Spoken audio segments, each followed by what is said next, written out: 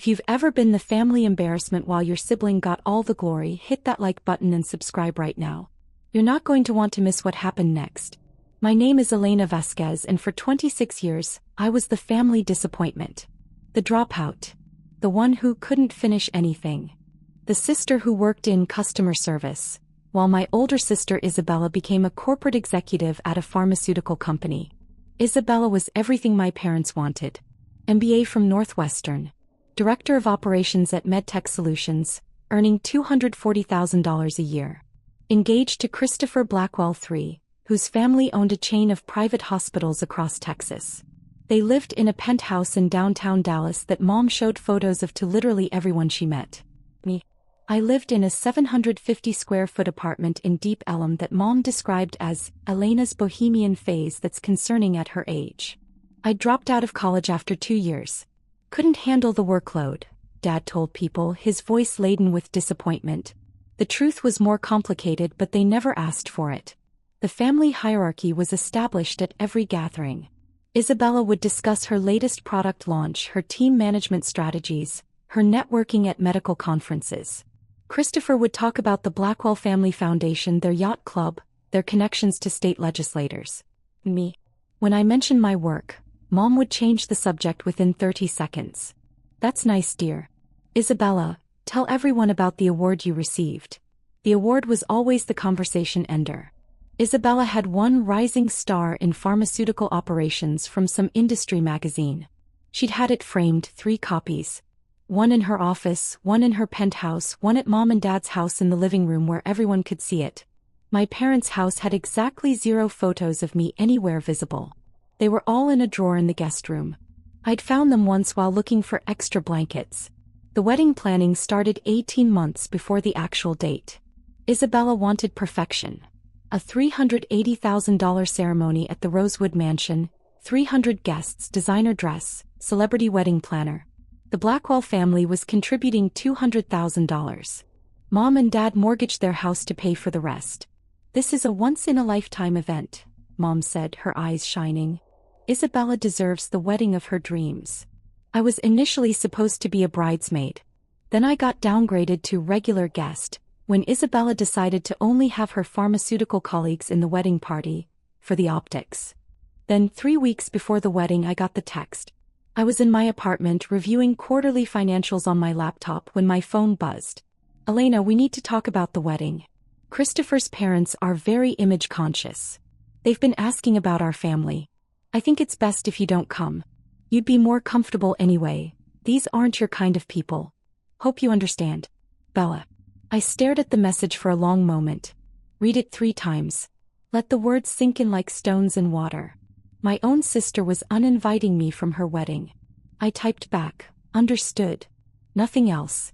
Just that one word. My phone rang immediately. Isabella. Elena, please don't be dramatic about this. I'm not being dramatic. You asked me not to come. I'm not coming. It's complicated. The Blackwells are connected to everyone in Dallas. Christopher's father golfs with the lieutenant governor. His mother is on the board of the Dallas Museum of Art. They have certain expectations. About what I do for a living. About presentation. About success. About, look, you work in customer service. You live in Deep Ellum. You drive a Honda Fit. Christopher's cousin is a state senator. His uncle owns a private equity firm. Can you understand why this might be awkward? Perfectly clear. Don't be like that. After the wedding, after things settle down, we'll do a family dinner. Just us. Sure, Bella. Enjoy your wedding. I hung up. Sat in the silence of my apartment. Looked around at my modest furniture, my small kitchen, my single bathroom that Isabella had once described as aggressively tiny. Then I opened my laptop and pulled up the calendar for the Austin Governor's Business Awards ceremony. It was scheduled for the same night as Isabella's wedding. April 15th. I'd been planning to skip the awards ceremony to attend the wedding. Not anymore. Here's what my family didn't know, what none of them had bothered to ask about in the 4 years since I'd dropped out. I didn't drop out because I couldn't handle the workload. I dropped out because I'd built something that couldn't wait. During my sophomore year at UT Austin, I'd noticed something. Every small business I talked to, restaurants, boutiques, service providers, was struggling with the same problem. They couldn't afford enterprise-level customer relationship management software. The cheap options were terrible. The good options cost $50,000 to $200,000 annually.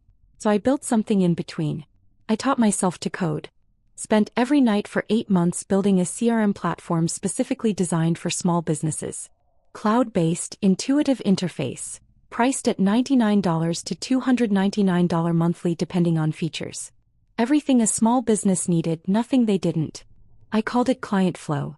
I dropped out in 2020 to run it full-time. My parents thought I was throwing my life away. They didn't know I'd already signed my first 50 clients and was generating $8,000 monthly in recurring revenue. By 2021, Client Flow had 800 clients and was generating $180,000 monthly. By 2022, 3,200 clients and $640,000 monthly. By 2023, we'd hit 8,500 clients across the United States and were generating $1.9 million monthly, $22.8 million annually. I had a team of 24 people. A CFO who'd previously worked at Oracle. A head of sales who'd built 3 successful startups.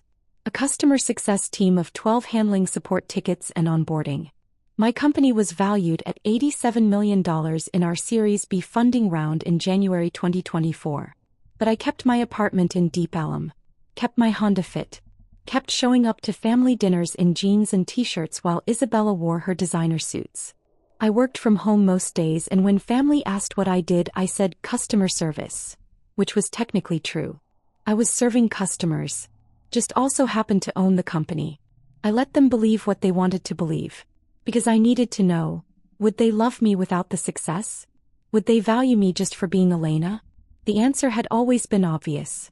But Isabella's text made it crystal clear. The Texas Governor's Business Awards were a big deal. Started 15 years ago to recognize young entrepreneurs who were creating jobs and driving innovation in the state. The under 30 category was particularly prestigious. Only 5 winners annually, selected from hundreds of nominees. I'd been nominated by one of my investors, a venture capitalist who sat on 3 corporate boards and had the governor's personal cell number.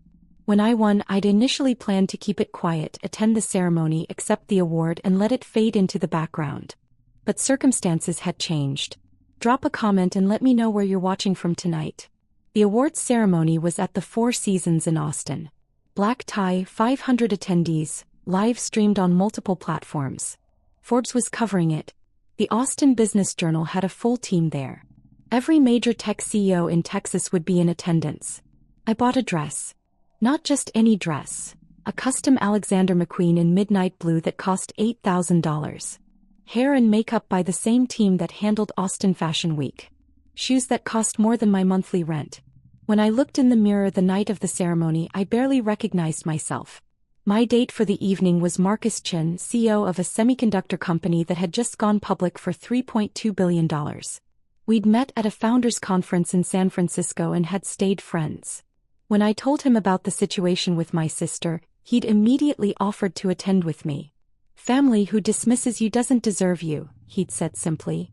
Let's make sure your success is impossible to ignore. The ceremony started at 7 p.m., exactly the same time as Isabella's wedding ceremony at the Rosewood Mansion, 200 miles north in Dallas. Governor Rebecca Martinez gave the opening remarks. The room was filled with power, CEOs, investors, politicians, journalists. I sat at a front table with Marcus, my CFO David, and 2 of my early investors. The Under 30 awards were the centerpiece of the evening. They announced the winners in reverse order, 5th place through 1st place, with increasing fanfare for each. When they got to 1st place, Governor Martinez returned to the podium. Our final Under 30 award winner, she said, represents the kind of innovation Texas needs. In just 4 years, she's built a company that serves over 8,500 small businesses across America, creating 24 high-paying jobs right here in Austin, with revenue exceeding $22 million annually and a company valuation of $87 million. Photos of Client Flow appeared on the massive screens flanking the stage. Screenshots of our platform, testimonials from happy clients, graphs showing our explosive growth. She's a first-generation college student who dropped out to pursue her vision. She taught herself to code. She's disrupted an industry dominated by giants. And she's just 26 years old. The room was silent, hanging on every word. Please welcome to the stage, Elena Vasquez, founder and CEO of Client Flow. The room erupted in applause. I stood, Marcus squeezing my hand supportively. Walked to the stage in my $8,000 dress and $1,200 shoes. Shook hands with the governor of Texas. Governor Martinez handed me a crystal trophy. Heavy, substantial, impossibly more prestigious than Isabella's Industry Magazine award. Elena, the governor said into the microphone, tell us what drove you to build Client Flow. I took the microphone, looked out at 500 of the most powerful people in Texas business and spoke clearly. I built Client Flow because I saw small business owners being underserved. They needed tools to compete but couldn't afford them. I wanted to democratize access to technology that could transform their businesses. And you dropped out of college to do this? I did. It was the hardest decision of my life. My family didn't understand. They thought I was throwing away my future. I paused. Turns out I was building it. The room laughed and applauded. What advice would you give to young entrepreneurs whose families don't support them? Build it anyway, I said firmly. The people who truly love you will celebrate your success when they see it. And if they don't? Then you've built something even more important, your independence. More applause, louder this time. The governor posed with me for photos.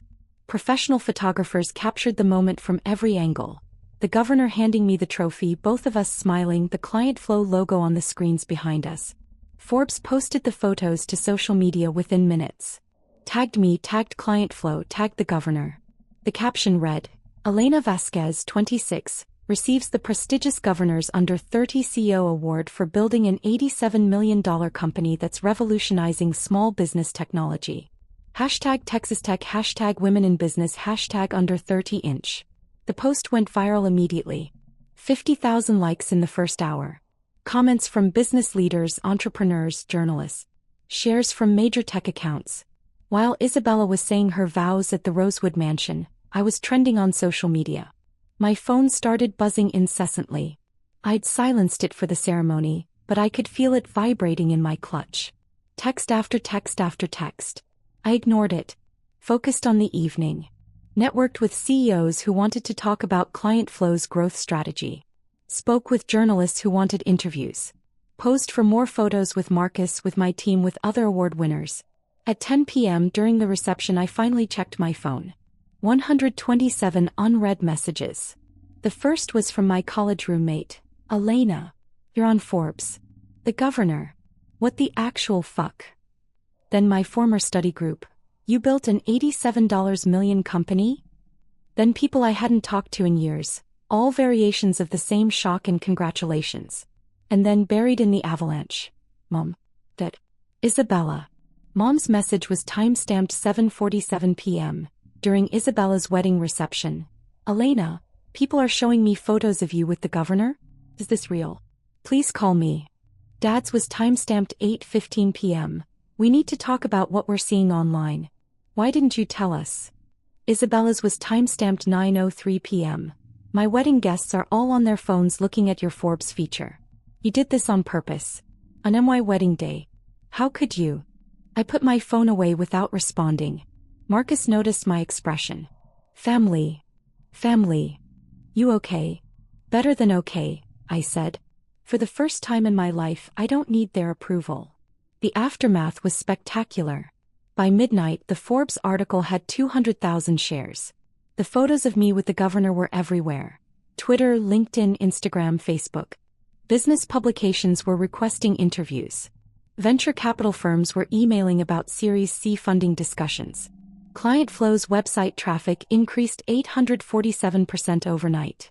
We received 2,300 demo requests in 24 hours. Our sales team was overwhelmed. The Texas business community was small and interconnected. It took less than 48 hours for the news to reach Christopher's parents.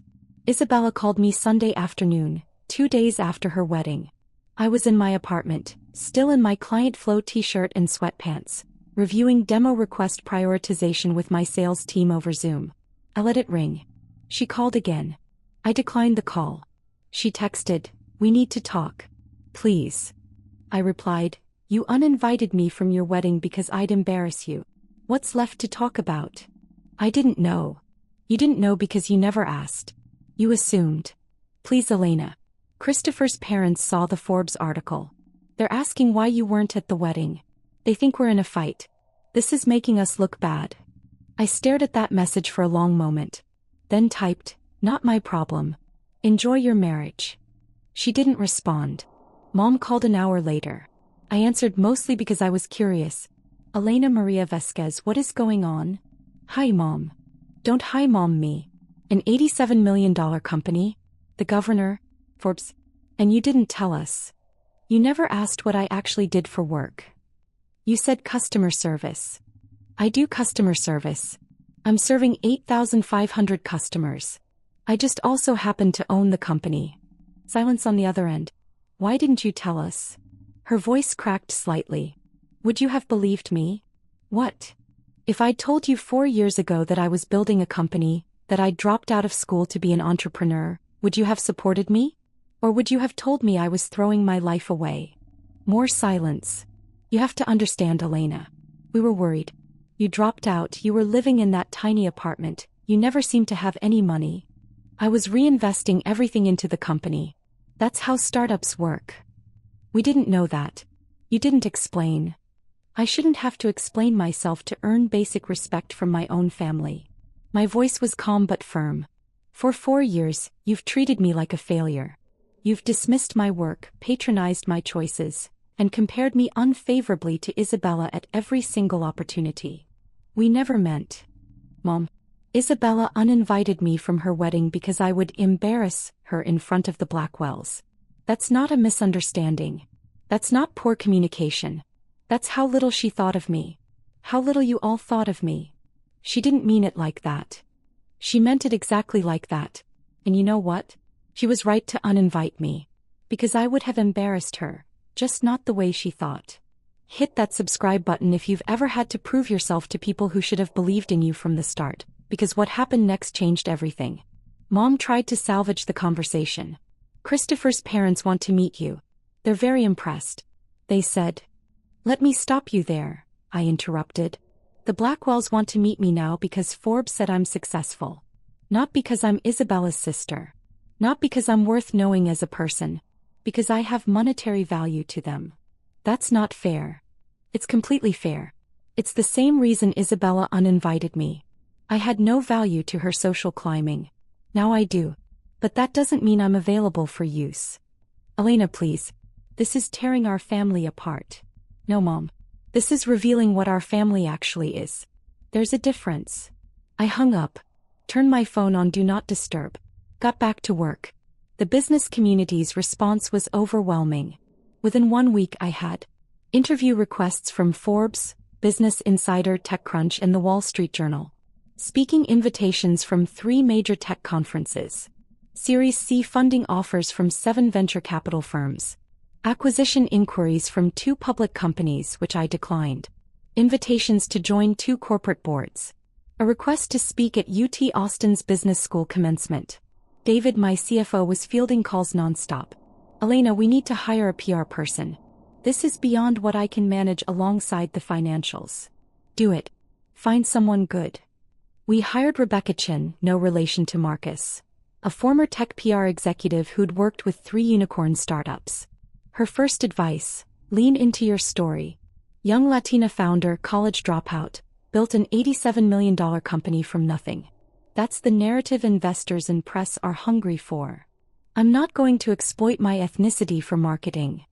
I'm not suggesting exploitation. I'm suggesting authenticity. Your story matters. There are thousands of Latina entrepreneurs who need to see someone like them succeed. Don't hide from that. He was right. I did 3 major interviews that month. Each one, I talked about being a first-generation student, about the pressure to follow a traditional path, about the risk of dropping out, about building something from nothing. The response was incredible. I received hundreds of emails from young women, from first-generation students, from people whose families didn't understand their entrepreneurial ambitions. They told me my story gave them courage. Meanwhile, Isabella's life was imploding in slow motion.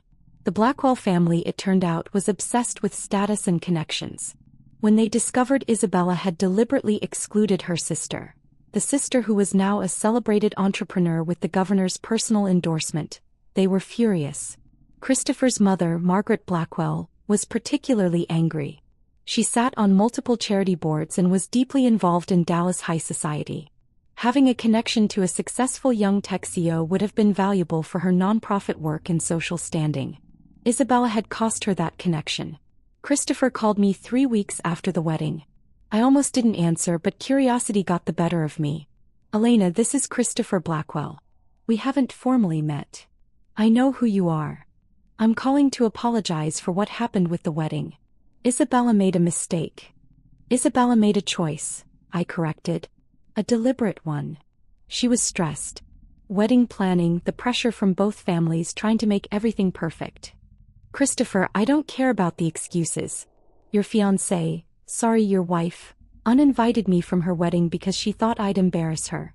That's not stress. That's judgment. That's her actual opinion of me. She didn't know about your company. And that's precisely the problem. She never bothered to ask. None of them did. They saw what they wanted to see. A dropout, a failure, someone beneath them. Now I'm useful, so suddenly I matter. Silence on his end. My mother wants to invite you to lunch, he said finally. She's on the board of several charities that could benefit from technology solutions. She'd love to discuss potential partnerships with Client Flow. No. I'm sorry. I said no. I'm not interested in partnering with people who only value me for what I can do for them. Tell your mother I appreciate the interest, but Client Flow has other priorities. Elena, please be reasonable. I'm being perfectly reasonable. I'm running a business, not collecting social connections with people who dismissed me last month. I hung up. 10 minutes later, Isabella called. I let it go to voicemail. She called again. Voicemail. Voicemail. Finally, she texted, please talk to me. Christopher's family is furious. His mother is threatening to cut us off from the family foundation. She says I'm an embarrassment who doesn't understand the importance of family connections. Please. I stared at the message. The irony was so thick you could cut it with a knife. I replied, now you know how it feels to be called an embarrassment by your own family. Enjoy it. She tried calling 17 more times that day. I blocked her number.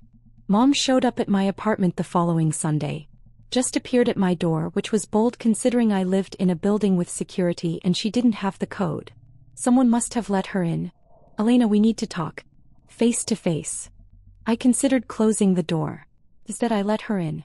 My apartment suddenly felt smaller with her in it.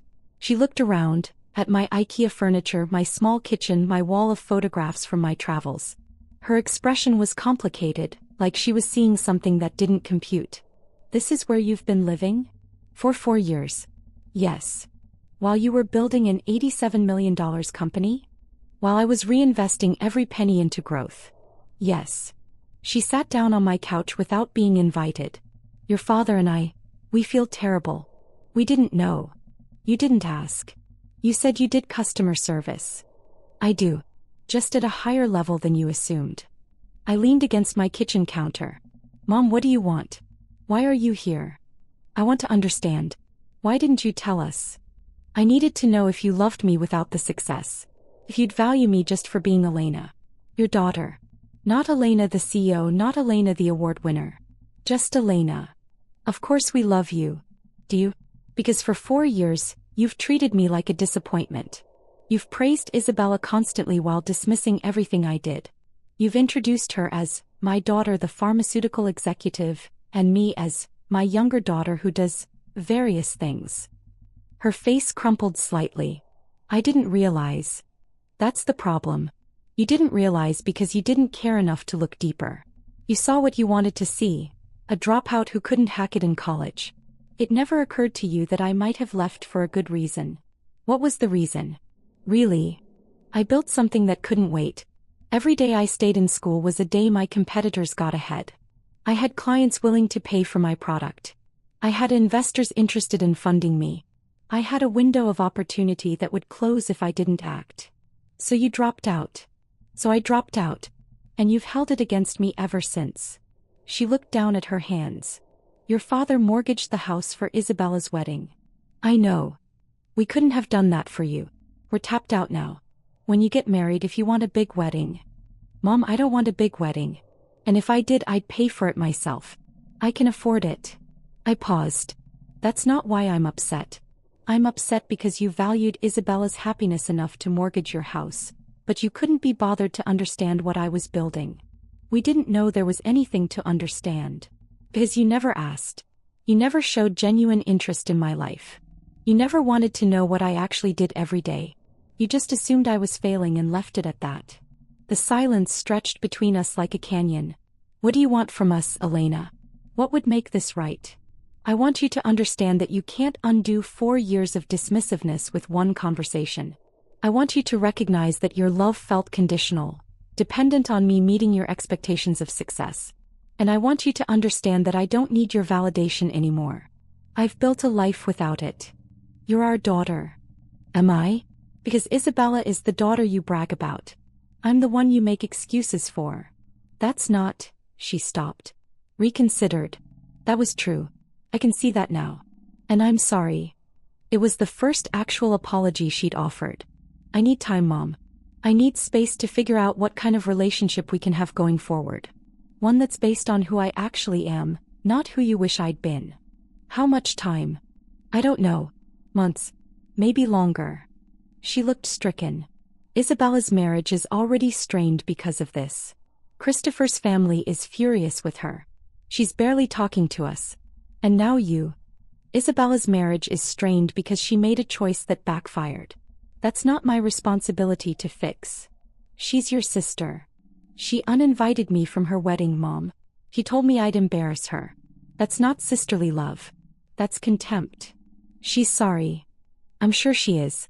Sorry that it blew up in her face. Sorry that it's causing her social problems. But I don't think she's actually sorry for how she treated me. She's just sorry about the consequences. Mom stood up, her movements heavy. I should go. Yeah. At the door she turned back. Your father wants to see you. Will you consider having dinner with us? Eventually. Not yet. When? When I'm ready. When I trust that you want to see me, not just manage the situation. She left. I closed the door, leaned against it, and exhaled slowly. My phone buzzed. A text from Marcus. Saw your mom's car leaving your building. You okay? He'd been monitoring the situation, concerned about my family showing up unexpectedly. I'm okay. Standing my ground. Good. You deserve better. Don't settle for less. I smiled at the phone. Chosen family, I was learning, was often better than biological family. Over the next 3 months, the transformation was complete. Client Flow secured $32 million in Series C funding, valuing the company at $124 million. We hired 18 more people. Opened a second office in San Francisco. Signed partnerships with 3 major small business associations. I was invited to speak at South by Southwest about entrepreneurship and resilience. 5,000 people attended. Standing room only. The Wall Street Journal did a feature profile. Elena Vasquez, the dropout who built an empire while her family wasn't looking. The article detailed everything. The family dynamics, Isabella's wedding, the governor's award timing. It was honest and unflinching. My PR person had advised against being so candid, but I insisted. People need to know the real story, I'd said. Not the sanitized version. The response was overwhelming. Thousands of people shared their own stories of family dismissal, of being underestimated, of having to prove themselves to people who should have believed in them from the start. Isabella's marriage, meanwhile, was crumbling. The Blackwell family had made it clear. She'd embarrassed them by excluding me. Margaret Blackwell had explicitly told her that family connections matter more than you realized, and you burned one of the most valuable ones. Christopher was caught between his wife and his family. The stress was destroying their relationship. Isabella sent me a letter in July, handwritten, 8 pages. It arrived at my apartment via certified mail. In it she detailed her regrets. How the wedding planning had consumed her, how desperate she'd been to impress the Blackwells, how she'd convinced herself that excluding me was protecting me from an uncomfortable situation rather than protecting herself from embarrassment. I was wrong, she wrote. I was cruel. I was so focused on impressing people who didn't matter that I destroyed my relationship with someone who should have mattered most. I don't expect forgiveness. I don't deserve it. But I need you to know I see what I did. I see what I destroyed. And I'm sorry. I read the letter 3 times. Sat with it for a week. Thought about what kind of relationship, if any, I wanted with her going forward. Eventually I wrote back. 1 page. I appreciate your apology. I believe you're sorry. But sorry doesn't undo the damage or rebuild trust. I need time to determine if we can have a relationship that's based on mutual respect, not just guilt and obligation. Maybe someday we can get there. Not today. I didn't hear from her again for months. In September, 6 months after the awards ceremony, I bought a house. A beautiful modern home in Travis Heights with 3 bedrooms, a home office, and a studio space for the photography hobby I'd maintained throughout everything. Floor-to-ceiling windows, a view of downtown Austin, 2,800 square feet of peace and light. Cost $1.4 million. I paid cash. My parents found out through Facebook. I'd posted a photo with the caption, "New chapter," showing my living room view. Dad called. We hadn't spoken since the awards ceremony aftermath. "Elena, can we talk?" "We're talking. I mean really talk. In person." "Why?" "Because I owe you an apology. A real one. And I can't do it over the phone." Something in his voice was different. Smaller maybe. More honest. "Hey, coffee. Public place. 1 hour. Thank you." We met at a cafe in South Congress. Dad showed up looking older than I remembered, wearing jeans and a polo instead of his usual business casual. He ordered coffee, waited until we sat down, and then said something I'd never heard from him before. "I failed you." I said nothing. Let him continue. "I projected my own fears onto you. I built my business the traditional way, college, MBA, corporate job, then entrepreneurship. When you dropped out, I saw it as recklessness, as failure, as you throwing away opportunities I'd worked so hard to give you. I didn't throw anything away. I know that now. But I didn't know it then. And instead of asking, instead of trusting you, I judged you." His hands gripped his coffee cup. "Your mother and I both did. We treated Isabella like she was succeeding and you like you were failing. And the whole time you were building something extraordinary. I was. And you never noticed. We never looked. That's worse." He met my eyes. "I'm not asking for immediate forgiveness. I'm not asking you to forget 4 years of disappointment and dismissiveness. I'm just asking for a chance to build something new. A relationship based on who you actually are, not who I thought you should be." That's exactly what I told Mom. She told me. She said you needed time and space. I'm here to say, take all the time you need. But please don't close the door completely. Leave it open a crack. Let me prove I can do better. I studied him. Looked for signs of manipulation, of self-interest. Found only genuine regret. "Okay," I said finally. 1 coffee every month. Just like this. Public place, 1 hour. We get to know each other. Really know each other. No assumptions, no judgments. I'll take it. We've been meeting monthly since then. Slowly, carefully, we're building something that might eventually resemble a healthy father-daughter relationship. It's not what either of us imagined, but it's honest.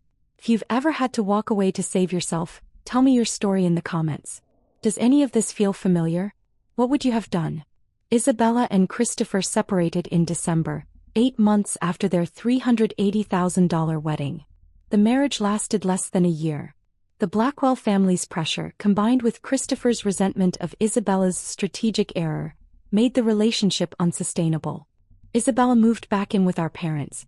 She's in therapy now, working through her role in the family dynamics and her own choices.